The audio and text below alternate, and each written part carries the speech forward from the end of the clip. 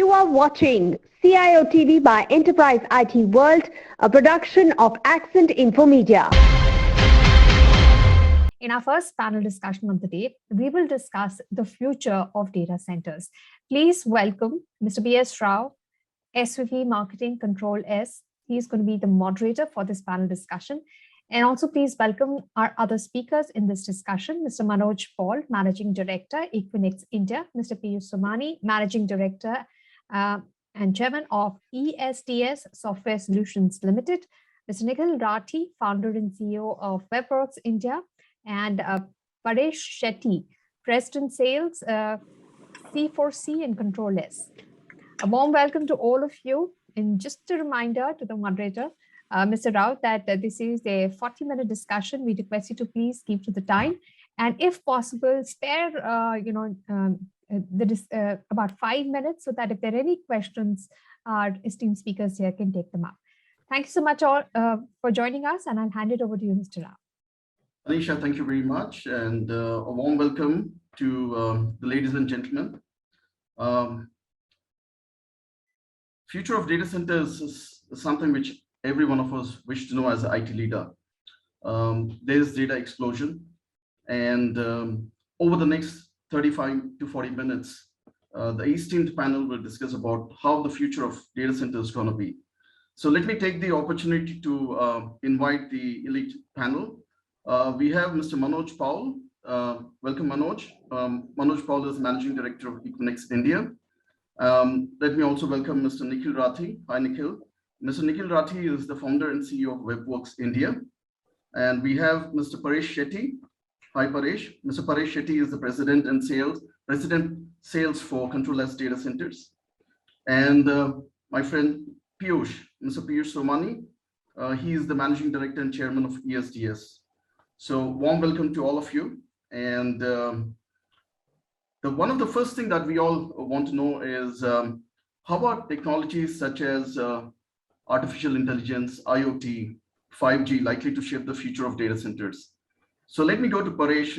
Paresh, what are your thoughts on this? Well, thanks, Srini, for giving this opportunity. Frankly, 5G is a topic which has been in the newspapers for all the while. I mean, we had 3G, 4G rollout, and 5G. When is 5G going to come? So, and that depends a lot on. In fact, that is the reason why because IoT is making a big inroads into it with 4G LTE getting rolled out. IoT sensors are being deployed everywhere, and since IoT sensors are becoming more and more cheaper, of course, power remains an issue. IoT, so there's a lot of data which is being collected at the source, at the end level. So it will make a lot of data collection which is going to be collected. Now, if you are going to collect a lot of data, we need to process it. You want to analyze it and also make sure you take intelligent decisions, and that's where AI and ML comes into picture. Artificial intelligence will play a big role with so much of data being collected, and that's with 5G being rolled out, which is a small cell kind of a deployment, the edge data centers becomes more and more relevant because data will get processed at the edge, and then faster decisions can be taken. There are a huge amount of use cases which will get rolled out. Be it the autonomous car, be it the gaming industry, be it even the local content. How faster you can see the content.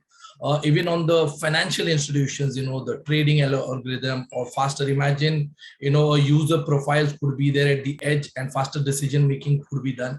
Zero touch sales model is what the financial institutions are going to look at. So the edge computing becomes important. So 5G, IoT, AI, they are all interrelated, and it becomes, the entire, they say the history, the big transformation that will happen is all going to be blended together. And that's where the 5G rollout becomes very important. It's going to take time to start out, though it's going to be beginning very soon with the government giving all the permissions. But edge data center, which we are very relevant to, becomes even more important as 5G rollout starts going on. So so it's a blend of all the four. It becomes a very important decision. So for us also, when we look at hyperscales, we'll also look at edge data centers. And this business, I mean, research will show, I mean, almost 5 or 6 times growth will be there on the edge data centers as we start, 2 or 3 years from now. because of the need of the industry. That's how I would look at that, Shetty. Thanks, Paresh. Thank you very much. Manoj, I'd like you to share your thoughts on the same. Manoj, over to you. Thanks. Yeah, we heard Paresh mention some of the things, but I will take a step back and say that what's happening today in the industry. If you see, we have around 800, 900 million internet customers, and they are downloading 15 GB every month, which is growing at 20% every year. That's as the fastest growth that is anybody is seeing anywhere across the world. One of the fastest, not the fastest. So today what we are seeing is around 60 to 70% of that content is video.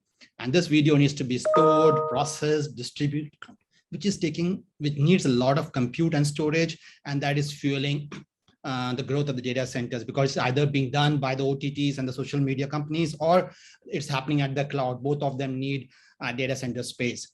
Other space where things are growing is the digital transformation that enterprises are going through. So all enterprises, whether it's small, medium, or large, are going through digital transformation. They're trying to do most of the things on digital platforms rather than on papers and everything. And that is what is fueling a big growth in hybrid solutions, where they need co-location space at data centers, and they need space also on the cloud.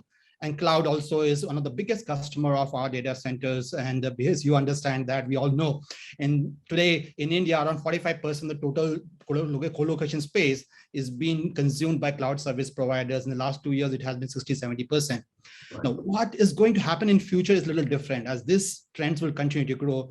AI, ML, and some of the new technologies are going to bring in a different shift altogether. And Paresh mentioned that things are going to happen in two phases. One is AI, which has to happen closer to the user. Say, for instance, you walk into a store, you walk into the mall, and somebody will process the data quickly and say, hey, last time you visited this restaurant and this store, this is your profile.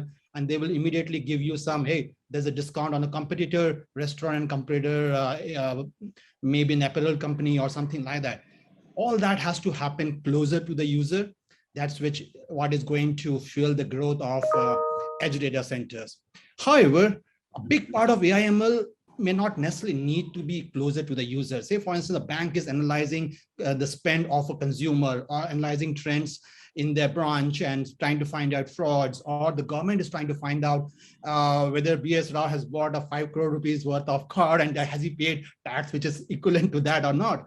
That will need huge amount of compute, which can be 50, 60, 100 milliseconds away from the user, and can be delayed also. Need not necessarily need a data center, which is a tier 4, 99.99% uptime. So that is going to fuel data centers, which are a little away from the city, but big spaces, more cost competitive and all that. So that's what trend we are going to see in the future, BS. Thanks, Manoj. Thank you very much. So let me go to Nikhil. Nikhil, Paresh and Manoj have said that, probably they feel that data is going to be going closer to the customers. What's your take? I mean, are we going to be witnessing an explosion of edge data centers because of these technologies? What is your thought, Nikhil? Absolutely, BS. What's going to happen over here is that you're actually going to see, so frankly, it's going to move towards the edge. But before that, I think what's more important is you develop the core. So what we're seeing right now is the development of the core. And India being, having, it's longer cycles to deploy data centers, I think the core is going to be the first part that's going to get developed. In order to support the compute needs, you need the core. From that, we will branch out to, the edge. Then you will have micro edges. So typically what will happen is, so I see this in terms of it shaping the future of data centers. I see this as first part, you will have the core develop. I think that's a 3-year cycle probably. For the next 3 years, we're going to see all the core develop. And 2-3 years post that, you're going to probably see edge coming up and taking, coming in the limelight, because like Manoj and Paresh mentioned, you want to be closer to the audience, right? So that content is going to move closer. That on top of that, the micro edge. Now, what also will shape the future is actually all our good folks who are on watching us over here, the enterprise, right? What we're seeing is some kind of cloud repatriation also happening. And what we're going to probably see is that these guys are also going to be at the edge using some cloud or their own deployment, depending on what they do. So if it's a map services company or logistics company, they probably have a virtual machine deployed somewhere in the edge or the micro edge, making sure that their snake tracking, of their vehicles is happening properly. And it's also sending commands back to the autonomous vehicle. So I think that's going to really, really shape the future. And we're going to see, like I said, the core, the edge, and then the micro edge. That's probably a 7-year cycle from what I see, maybe give or take a couple of years up and down. Interesting, interesting. Nikhil, thank you very much. Over to you, Piyush. You understand that most of the 70% of India is actually concentrated in the rural areas. So do you see the AI, IoT, and 5G shaping the way the consumption takes place in the Indian rural as well? Piyush, over to you. Your thoughts. Thanks, BSR. And yeah, so I would like to add on top of the thoughts which have been shared by our friends on the panel today. What is happening today, now suddenly when 4G has penetrated so deep in the country, we are seeing farmers also have started using mobile apps now. WhatsApp has become a default app on all mobile phones. More than 80 crore people in India now are connected on WhatsApp. This usage of WhatsApp has enabled other apps to come with simple features and transform all the unorganized sectors. So IoT has entered into the agriculture sector. There are so many companies in India who have got patented technologies now, soil testing sensors. So they've brought soil testing sensors. Then the smart metering initiative that is happening right now. More than 2 million smart meters have already been made live, and the government plans to implement 250 million smart meters. So IoT has started penetrating really fast into the country now. And we will see that in next 4 to 5 years time, majority part of the farming sector would have got organized. They would have a lot of technologies. It's not just going to be restricted to IoT, but there would be a lot of analytics that is going to happen over there. They are going to use drone-based technology also. So drones will be doing farm surveys on a regular basis. And then the reports would get shared with the farmers. The reports would get shared with the government. Banks are going to consume all that information. Banks, insurance companies are going to see all that information before approving any farm loan.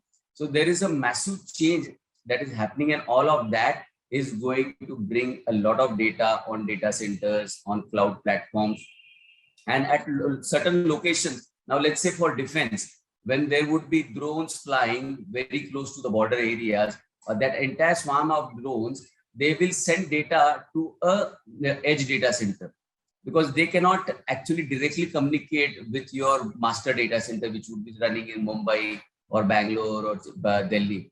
They will first communicate with some edge data center, which is very close to Amritsar. And from there, that information, that mobile data center would then transmit data to the master data center. And then the major part of like what Tesla is doing today, in 90% of their analytics is happening on the core data center, and the balance 10% of the algorithm which is being built is at the edge, or probably even lesser than that. I cannot exactly say that 10%, but majority of the churn of that data and algorithm creation is happening at the core data center. But you also need edge. A Tesla vehicle is an edge. Similarly, all the future mobile data centers which the military is going to deploy, Air Force or Navy is going to deploy, those would have a lot of data processed at the core, and then the edge would get connected. So IoT, I'm very proud to tell you that in India, 2 million smart meters have gone live so far, and we have played a very crucial role over there. And we hope that once the 250 million smart meters go live, Government of India is going to save more than 1 lakh crore rupees a year. As on date, the losses are more than 1 lakh crore rupees. In next 3 years, 4 years time, it is anticipated that that can increase. So you will see a massive transformation brought by IoT technology in the utility sector as well. Congratulations, Piyush. I think you've been playing a pivotal role in enabling those banks or government agencies who require a lot of support. Congratulations, and thanks for bringing that insight. And as you said, the data has been growing very rapidly. In fact, India today enjoys, I think, close to about 1 billion mobile users, and we have about close to 500 plus smartphone users who consume internet, right? So my belief is that with India India's middle class being about 300 to 400 million and going to about 700 million, they'll buy more and more smartphones. They will use more of social media. I think there'll be a data explosion in this country. So my question to you, in continuation to that, Piyush, is with all this data exploding and India probably enjoying a middle class which is 1.5 times of United States, do you see India becoming the emerging global data center hub? What are your thoughts? India has already started heading in that direction because majority of our data was unorganized and in a physical form. It was never stored into a data center. It was not digitized at all. Now, all enterprises, Indian enterprises and Indian banks, Indian government organizations. So we saw a very clear trend 5-6 years back that the MNCs which were there in India, because they were headquartered abroad, all the digitization decisions were taken abroad and they started implementing those. But the Indian enterprises delayed their decisions. But now post-pandemic, there is a clear realization to everyone that we have to do this. And they have now started seeing the losses which they are incurring. Without digitization, what are we losing? So without digitization, we are losing hundreds and lakhs of crores of rupees today in India. And that has to be actually sorted out. As I mentioned about the utility sector, same way the agriculture sector, what is the government losing? More than 2 lakh crore rupees, more than 3 lakh crore rupees per year, the government is losing on the subsidies which they have to, the MSP that the government has to. Now we have seen that the farm laws have been repelled back. So which means the government has to lose more money every year. Can the transformation, digital transformation of the agriculture sector? Now imagine all that data coming into the data centers. The smart metering project which I mentioned, just for 2 million smart meters, they require like some 30 racks today in a data center. Imagine what would be the requirement for 250 million smart meters. And then on top of that data, you have to do analytics also. And then you're trying to make send sensible information to the consumer that your fridge consumes so much power at this time, your heater consumes so much power, you can do this, you can do that. All that intelligent information going to the consumers tomorrow. So the consumers would be benefited. Artificial intelligence and machine learning requires a humongous amount of compute power. And there is a limitation. We have read that the chips cannot go below that 3 nanometer gap between the two points in a IC, in a chip. So which means that we will not, for at least next 4 or 5 years, we will not see major improvement happening in the chip technology. So the AI workloads, ML workloads, IoT workloads, blockchain workloads, they will consume humongous amount of power. And that all has to be there in a data center. Bitcoin mining is consuming 20% power of China today. And China in the between suffered big time because of Bitcoin mining. Suddenly they saw power shortage in China because of Bitcoin mining. Same thing is going to happen in India when blockchain, maybe not Bitcoin mining, but other blockchain workloads, they are going to consume a humongous amount of power. So I anticipate that by 2033, next 12 years time, power consumed by Indian consumers for everything else, and then power consumed by the data centers in India, that will match. So if this is 300 gigawatts, that is also going to be 300 gigawatts. That's the massive scale at which the data centers will grow. Probably today we are struggling to cross 1 gigawatt, but like 1 to 10 and then 10 to 50 and 50 to 100 will happen like within no time. And that's the reason so many big players are entering. People are committing 70,000 crores, 80,000 crore rupees for data centers. That's the reason why it is people are committing so much money. You're absolutely right. I know for sure India will cross the 10 gigawatts barrier and eventually go into multiples of that. You're a testimony to that. Your growth is a testimony to the entire industry as well. So I'll go over to Nikhil. Nikhil, I just wanted your thoughts on the same. Piyush says that the data center industry is going to be growing. Will Indian data center industry be the global benchmark? Will we become the global DC hub? What are your thoughts, Nikhil? I think we have a shot at it. We can. I don't want to say and confirm that we will, because naturally we have larger developed economies ahead of us, which is the United States and probably the whole of Europe if I treat EU as one big nation, right? So we have a lot of catch up to do versus those guys being developed. But on the global map, what also adds is, so of course Piyush has talked about the IoT aspect and the humongous amount of data that we're generating. Now the use case also on the commercial side for all the, that's the government part of it, and that's the government contribution to this. But you have favorable national policy dynamics also playing over here, like the data center, the data localization bill also, which is making sure that all your, so MasterCard used to store all its transactions, or Visa used to do all the transactions in Singapore, right? And that's the closest place because they're probably about 90 milliseconds to 100 milliseconds from where we are. And we all get all our connectivity from either the US or Singapore. So East Coast, West Coast of ours, both sides, we actually pull data. What I see happening and, contributing to this and making India a hub is, remember, we had a balance of data problem. That means we used to pull more data and we used to push out a lot less. What I see happening because of this, the massive consumption and also the localization of MasterCard data or any other similar thing, that is going to happen. That's going to create a balance of data on the reverse side. So we're going to be surplus data. We're probably going to be throwing out data more than we're going to be actually pulling data, right?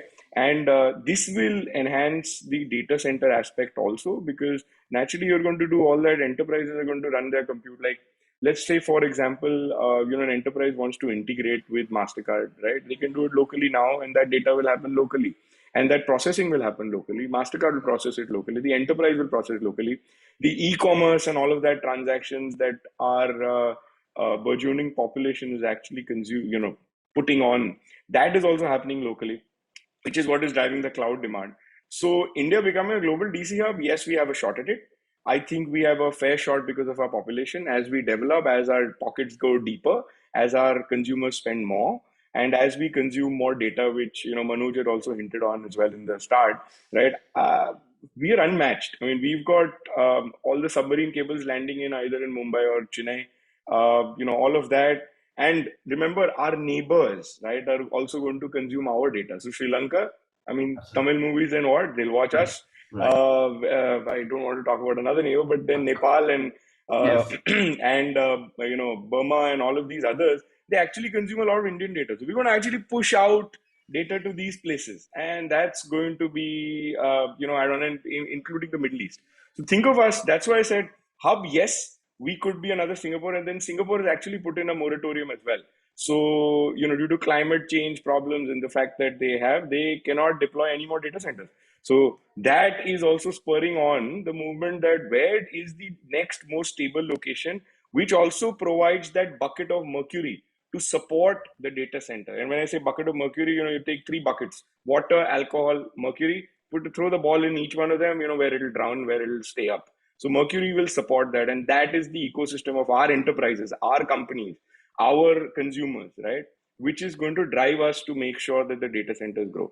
So I think that's where we are. And on top of that, the rural population that Piyush has been talking about, LEOSATs, low Earth orbit satellites and others, reaching out to these fellows. You have the micro edges over there.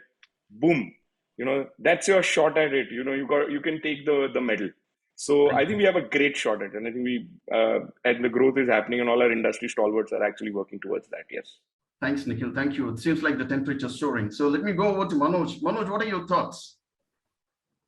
Yeah, it's great. It's good to see that Nikhil started off with some tone, but it ended up in a much higher tone. Absolutely. In about 2 to 3 minutes. Yeah, we need to look at it in a couple of perspectives. One is that India by itself is becoming a big market. So the growth in the data center is getting fueled by the internal demand from Indian consumers. And that is very necessary for any country to become a hub.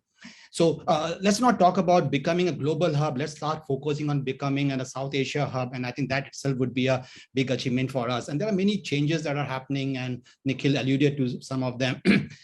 Singapore has put a ban on any new moratorium, I would say, on any new data centers. Hong Kong is going through its own challenges along with all these power issues. And recently, in the last 2-3 months, the power tariff in Singapore, Japan, and even in Hong Kong have gone through the roof. So India is really well poised with our power tariffs being quite stable in the last 3-4 years. And in fact, being very competitive against Singapore and Hong Kong, better than Singapore and Hong Kong, and quite competitive against other countries. We see that we can be catering to at least the nearby hubs, the nearby South Asia, and whatever expansion Singapore was saying, I mean, that can happen to India. And in fact, we have had some discussions with some large players who are now looking at Chennai as being the next extension to Singapore, being pretty close proximity to that. I keep giving this example that there's a big social media company who is investing or has nearly completed a build of a 1 billion data center in Singapore. And think of it, Singapore has a total population of 5.6 million. That's and right. That company has 500 to 600 million users in India. So naturally, if we get all the things right, ease of doing business, good quality infrastructure, good power and all that, I'm sure next time when they want to expand, they should be planning to expand into India, catering to other market, not the other way around. So in all, India's burgeoning demand and improvement in infrastructure, improvement in ease of doing business, most of the state governments have rolled out new policies to enable or help data centers. All that will go in hand to enable India become the Asia Pacific hub, South Asia hub, and then maybe sometime and at some point of time maybe world hub, because India has become an IT hub any which way. I mean, the IT hub in Hyderabad, Chennai and Bangalore caters to all over the world, which was unthinkable 20 years back. So now maybe at some point of time, if Piyush, what he says is correct, that we'll be 100 gigawatt of data centers. Absolutely, Manoj. Thank you very much. I think what he's saying is right. I think the burgeoning, the growth of data, right? It's exponential now. And therefore, I think the processes in the data center are going to be far more complex. You got to be far more customer centric. You got to be far more agile. You have to have a competitive advantage to serve the customer, so they have the willingness to pay and willingness to buy. Therefore, let me go over to Piyush and ask him, Piyush, do you see the future data centers being robotized? Will the robotic and intelligent processes replace the humans to make sure they're far more efficient and far more productive and far more,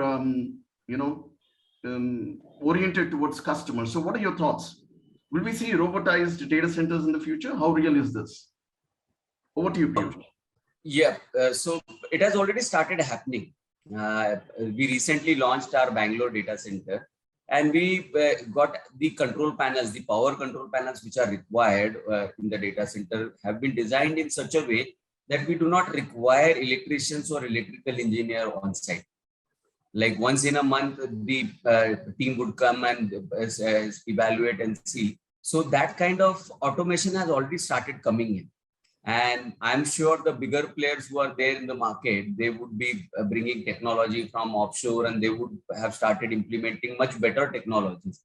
Now, in case of the softwares also, so there are various softwares now which are available for data center automation. So in the BMS itself, you have softwares which are giving you a continuous feed. A lot of information is coming out of the softwares. Now, IoT-based sensors are installed in the data center. So the temperature is continuously sensed across all the layers of the racks which are there in your data center. And based on that, the fans are getting automatically adjusted. So the software, the system is actually taking care of it. How much cooling do I need to provide? The system is now, so the system, the intelligent system is helping you to improve your PUE. You do not need to unnecessarily put the entire data center into 20 degrees Celsius, and then at some places you have a hot pocket of 40 degrees, and at some places you have very efficient cooling. So that is also now happening into multiple data centers. We have implemented that technology. So I'm pretty sure that a lot of other players are implementing similar technology. And maybe in next 3 to 4 years time, I anticipate that in the data centers, you may not require the data center management staff, or you may not require the electrician staff, because that part is very easy to actually automate. And the command and control center would sit at one place, and they would just keep on monitoring this SOC data, all the SIM data that is going to be displayed on the board. So we are heading in that direction. Thanks, Piyush. Thank you very much. So what you say is that there'll be more and more automation, which means there'll be more and more servers, there'll be far more processing, there'll be heat generated, which means there'll be some amount of carbon emissions. So the next question to my friend Nikhil is, Nikhil, with all the heat generated, there'll be a lot of carbon footprint. Where do you see this? I mean, there's going to be a battle between data centers and sustainability. Where do you see this battle of sustainability versus data centers going? What does the future hold? Nikhil, over to you. Yes. Yeah, I agree. Yeah, the way you're projecting it, yes, data center seems to be like, the honeybee going after the nectar. The nectar's the energy, and we go and have our sip of a lot of honey, actually, and then your honey Right. is going to run out. Actually, not so true. Frankly, I think the data centers are definitely guzzlers. But like Piyush mentioned, that we have our automation. Like we are partnered with Iron Mountain, and Iron Mountain is one of the first companies to actually sign COP26. So I think everybody and all our data center friends also are moving towards the green sustainability targets that have been set globally. So in terms of our automation and everything, that is all there. You have web controls and systems which actually control that. So I mean, you're already protecting data, and protecting energy over there, but you're also making sure that what you're consuming has to come in not from fossil fuels but more from green. And we do have our limitations in India because of the regulatory over here, which doesn't allow you to basically consume more than, I think the max you can go up to, I think 55% of using green energy or renewable energy, because of generally regulatory frameworks, and because they want you to consume more coal. Otherwise, the coal plants, who will run them, and then who's going to consume all that power? So keeping all of that in mind, I think we're all the data centers in terms of sustainability, as far as India is concerned, we're all moving towards that. We've had a few announcements recently from our colleagues in the industry. Someone's putting in 60 megawatts, someone's putting in 120 megawatts of solar power and then of wind power. So I think it's very critical that we all look at it, and I think in terms of data centers, we are looking. So as far as the customer is concerned, they should ask their data center partner to probably let them know how the sustainability part is taken care of in terms of how the carbon footprint is neutralized, right? I think that's everybody's moving towards that direction. There are even talks about using hydrogen based fuel to run your data center. However, when it's not reached the cars, I assume that it's not going to reach us very soon either. And hydrogen being a boom, right, everywhere, Absolutely. you want to be making sure that it is transported safely also. So you don't want a hydrogen thing going off right outside your door. So I think sustainability is clear. Yeah. Everyone's moving towards it. We've got solar, we've got wind, we've got all of that. We're all taking care of that. As long as the regulatory framework opens up in India, I think everybody will move towards that, right? So Right. top of our priority list. And I think everybody agree over here will also say that it's on top of our priority list for everyone. Fantastic, Nick. Thank you very much for that. Manoj, what are your thoughts? Yeah, Sustainability versus data centers. What is your thought? We in Equinix are also 100% committed to ensure that we use renewable power to the extent possible, and we have already set a target for ourselves, and we are the leaders in some of the markets. In India, we have some way to go.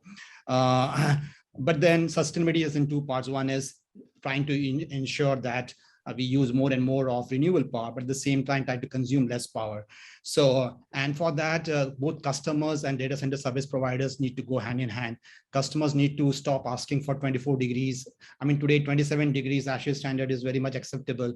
So they should start agreeing for 27 degrees. The hardware vendors need to build equipment which can sustain 27, even 28, 29. I don't think it's too much of rocket science, or it needs too much of extra effort to make it so durable. Then each degree really brings in another 10% of efficiency or something sort of that.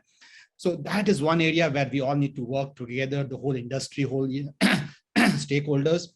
And second is, of course, trying to see how much energy we can get from renewable power. And India, from that perspective, is pretty well placed. We have already around 100 gigawatt of renewable power, going to 200 in the next few years. Of course, the government has a target of getting 450 gigawatt of renewable power.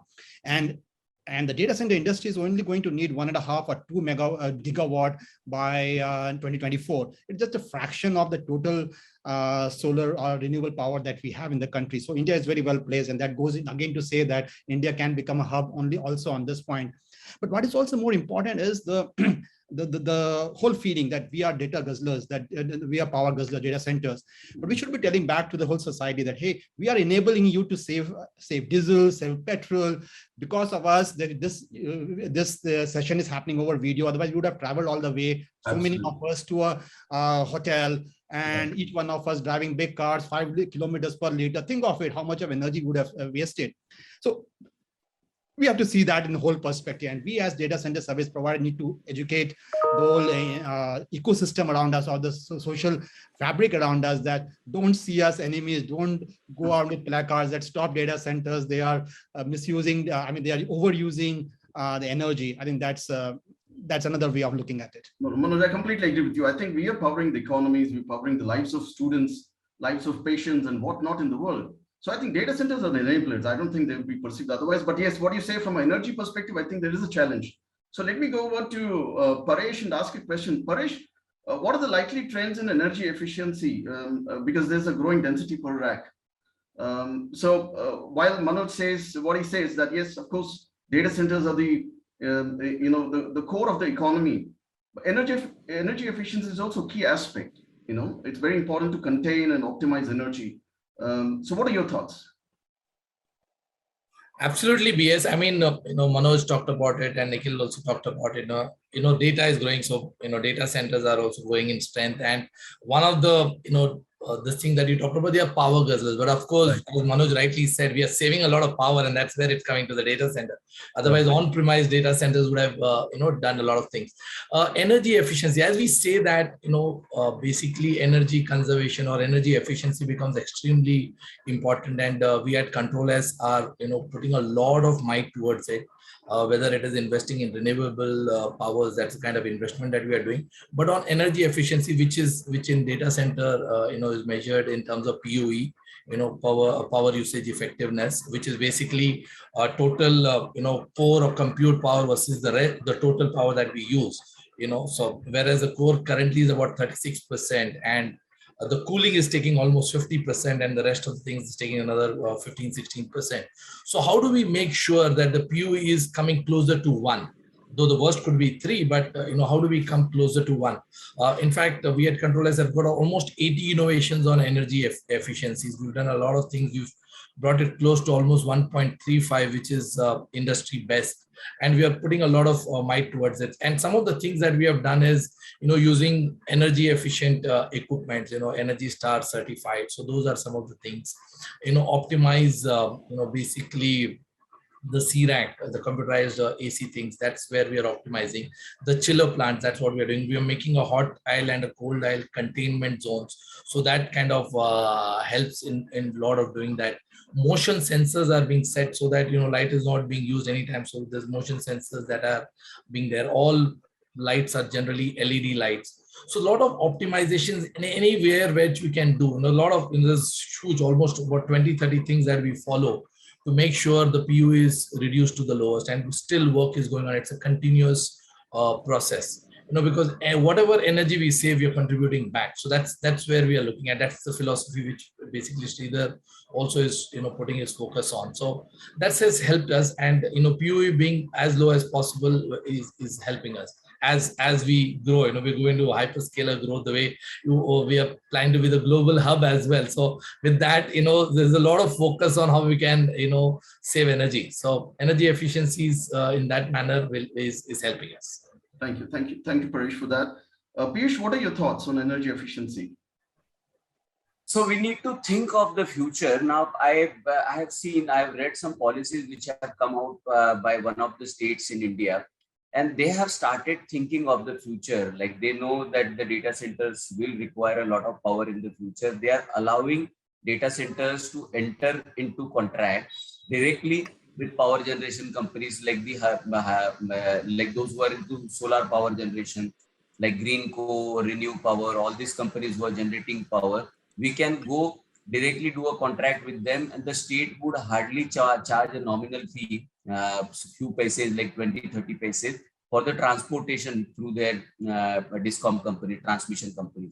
Now, other states, like in the states, most of the states in India, they will charge you 3 to 4 rupees for transportation of the power from much so that way the data centers are not going to be able to directly enter into a contract with solar power generators. Same is with any other, like whether it is wind power, whether it is any other source. So we actually need to come up together and put pressure on the government that looking at the 100 gigawatts of power requirement of the data center, you should not start hating the data center. There would come a time where country will start hating the data centers because we are guzzling the entire power of the country.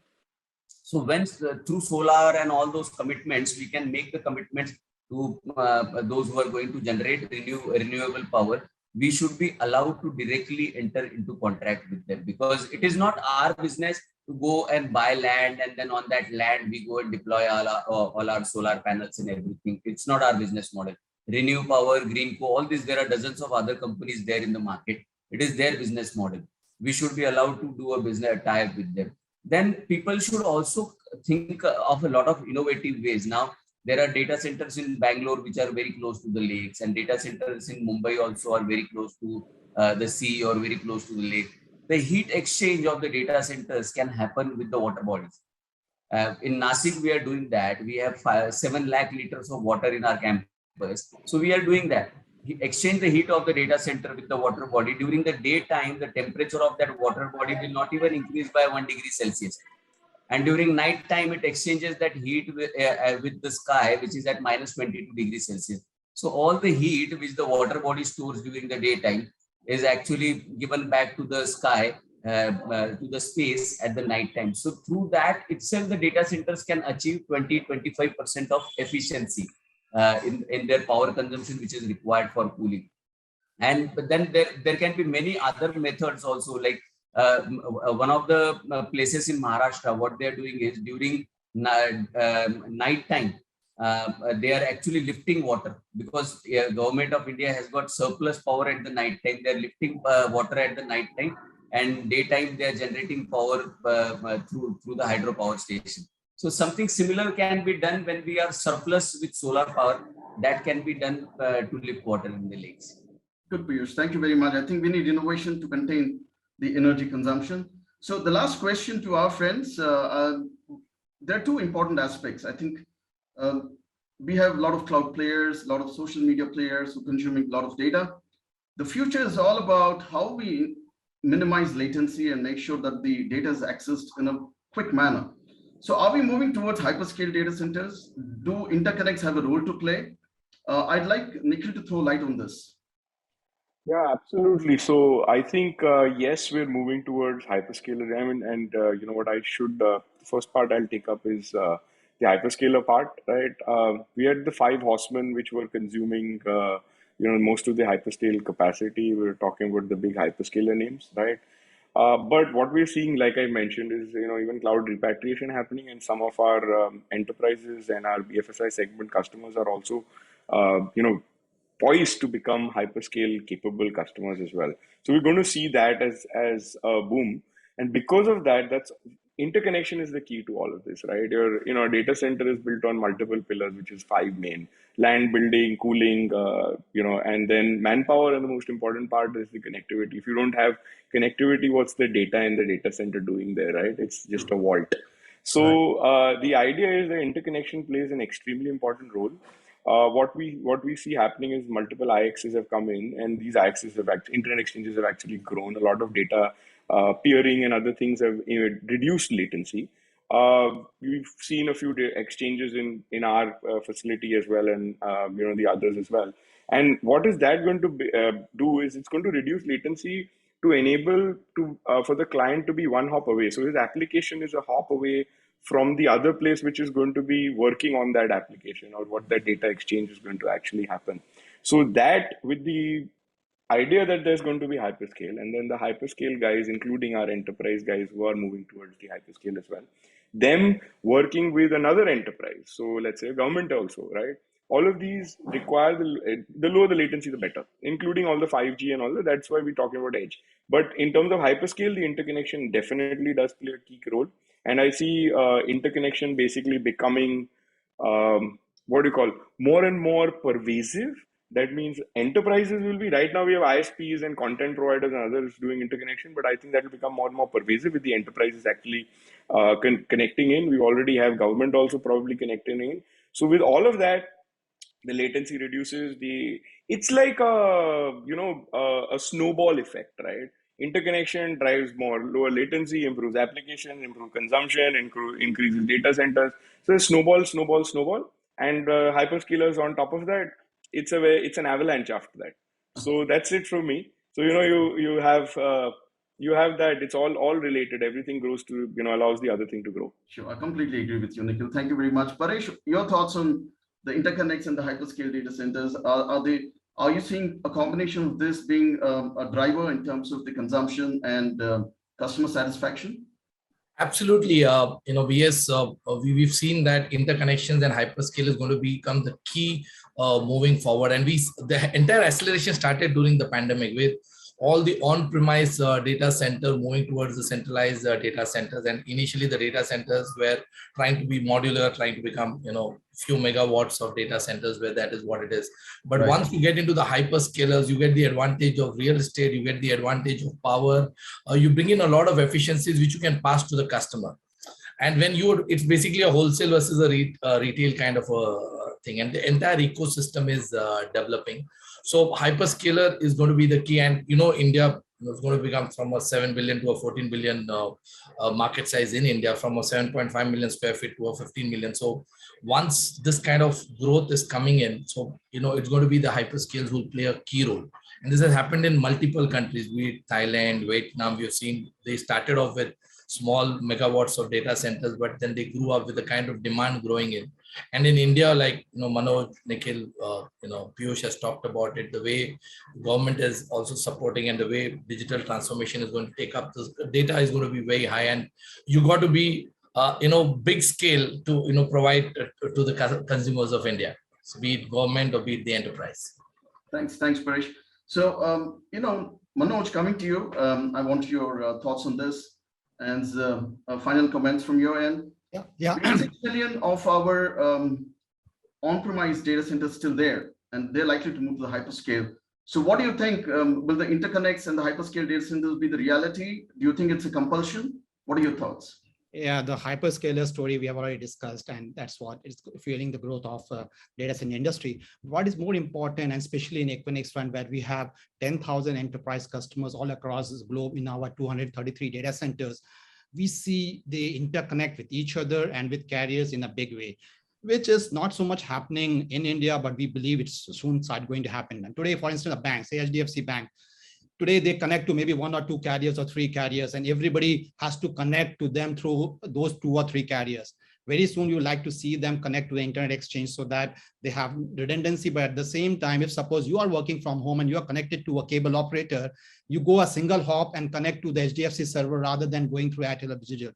Similarly, businesses need to interconnect with each other. Today, if you go to Flipkart and do something, then it has to push you back to a bank side and the back side and push you back. And if you are doing buying something from Zomato, Zomato has to connect to the restaurant and find out what is available, then come back to you, take you to a bank side, all that. So enterprises need to connect with each other also. And that is what we are seeing across the world, where our 10,000 customers who are on our platform, they depend on the Equinix platform to interconnect with each other so that they can be more efficient, more flexible.